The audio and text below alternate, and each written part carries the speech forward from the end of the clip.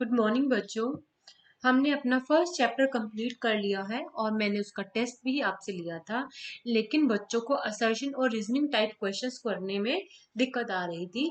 तो आज मैं आपको असर्शन और रीजनिंग टाइप के क्वेश्चंस को कैसे सॉल्व किया जाता है, किस तरह के ये क्वेश्चंस होते हैं, क्या इनकी डायरेक्शन होती है, उन सभी को हम डिस्कस करेंगे और साथ ही साथ कुछ एग्जाम्पल्स के द्वारा इन क्वेश्चंस को जो है करना भी हम सीखेंगे। तो शुरू करते हैं अपने आज की क्लास को, अपने लेसन को। तो पहला जो है, हमें डायरेक्शंस दी होती है कि हमें कब ए लिखना है, कब हमें बी लिखना है, कब सी लिखना है और कब डी लिखना है। तो ए हमें कब लिखना है बच्चों, जब जो हमारी असर्शन की जो स्टेटमेंट है और जो रीजन की स्टेटमेंट है, दोनों स्टेटमेंट ट्रू हो, ठीक हो, और जो रीजन है वो करेक्ट एक्सप्लेनेशन हो असर्शन की, यानी कि वो असर्शन की ही एक्सप्लेनेशन हो, तब हम ए लिखेंगे। हम बी लिखेंगे जब जब हमारी दोनों स्टेटमेंट जो है वो करेक्ट हो, वो ट्रू हो, और जो रीजन है वो करेक्ट एक्सप्लेनेशन ना हो असर्शन की, यानी वो ठीक तो है लेकिन वो आंसर नहीं है, किसका, असर्शन का आंसर नहीं है हमारा दिया हुआ रीजन। उस केस में हम बी लिखेंगे। मैं कुछ आपको एग्जाम्पल भी दिखाऊंगी, तब आपको और अच्छे से समझ में आएगा। सी हम कब लिखेंगे बच्चों, जब हमारी असर्शन की जो स्टेटमेंट है वो गलत हो और रीजन की स्टेटमेंट ट्रू हो, ठीक हो।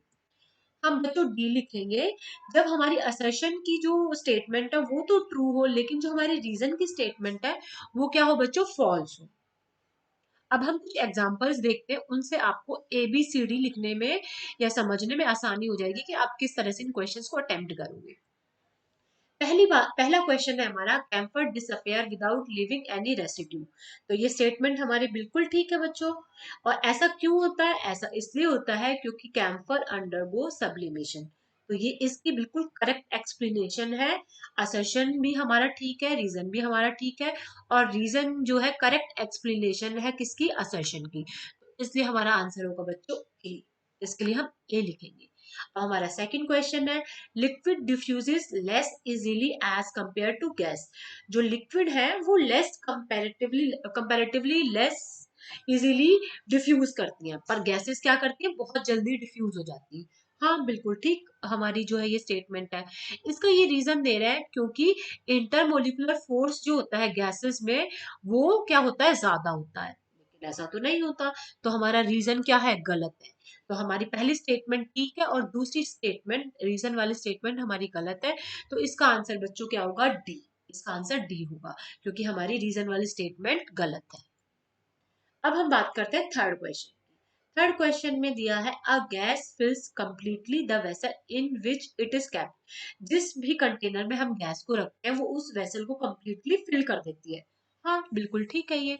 और इसका रीजन बताया है क्योंकि it has very weak intermolecular attractive force. जो उसके बीच में जो फोर्सेस हैं, गैसेस के बीच में, जो पार्टिकल्स के बीच में जो फोर्स है, वो अट्रैक्टिव फोर्स बहुत ज्यादा वीक होता है, इसलिए वो आसानी से फैल जाती है, आसानी से उस कंटेनर को फिल कर लेती है। तो यहाँ ये भी बिल्कुल करेक्ट स्टेटमेंट है और ये इसकी करेक्ट एक्सप्लेनेशन भी जो है, इसलिए हम इसका आंसर लिखेंगे बच्चों ए। ठीक है, नेक्स्ट क्वेश्चन पे मूव करते हैं। नेक्स्ट क्वेश्चन में लिखा है, during evaporation of liquid the temperature remains unaffective. जब हम इवेपोरेशन प्रोसेस जब हमारी होती है तो उस टाइम पे जो टेम्परेचर है वो अनअफेक्टेड रहता है, टेम्परेचर चेंज नहीं होता। तो क्या ये जो बात है वो बिल्कुल ठीक है, नहीं ये बात ठीक नहीं। इवेपोरेशन के टाइम इवेपोरेशन प्रोसेस है कूलिंग इफेक्ट। तो हमारा ए जो है वो गलत है बच्चों। और जो रीजन है, kinetic energy of molecules is directly proportional to the temperature. तो ये वाली स्टेटमेंट हमारी ठीक है, हमारी पहली स्टेटमेंट ही गलत है, तो हमारा आंसर होगा बच्चों सी। अब हम बात करते हैं अपने नेक्स्ट क्वेश्चन की। The smell of cooked hot cooked food reaches us in second. तो जो स्मेल है, जो फ्रेग्रेंस होती है कुक्ड फूड की, वो हमारे पास सेकेंड में पहुंच जाती है, सेकेंड्स में पहुंच जाती है। हाँ बिल्कुल ठीक है। ऐसा क्यों होता है, the rate of solid is greater than that of gases. जो रेट है सॉलिड की वो फास्ट होती है गैसेस से, नहीं ये स्टेटमेंट बिल्कुल गलत है। तो इसके लिए हमारा आंसर आएगा डी। नेक्स्ट क्वेश्चन है बच्चों हमारा, there is no change in the temperature of a substance when it undergo a change of state though it is still being heated. हम किसी चीज को गर्म करते हैं लेकिन उसके बाद भी उसका टेम्परेचर चेंज नहीं होगा जब एक सब्सटेंस एक स्टेट से दूसरे स्टेट में चेंज होता है। तो ये स्टेटमेंट बिल्कुल ठीक है। द हीट सप्लाइड इज, जो हीट वहां पे दी जाती है वो एब्जॉर्ब हो जाती है as a latent heat of fusion और as a latent heat of vaporisation. तो ये स्टेटमेंट बिल्कुल ठीक है और इसका आंसर होगा बच्चों ए। आप इन 6 के 6 क्वेश्चन को अच्छे से देखिए और समझे। आई थिंक आपके असर्शन और रीजनिंग वाले जो क्वेश्चन है वो आपको क्लियर हो जाएंगे। ये वीडियो देखने के लिए थैंक यू सो मच।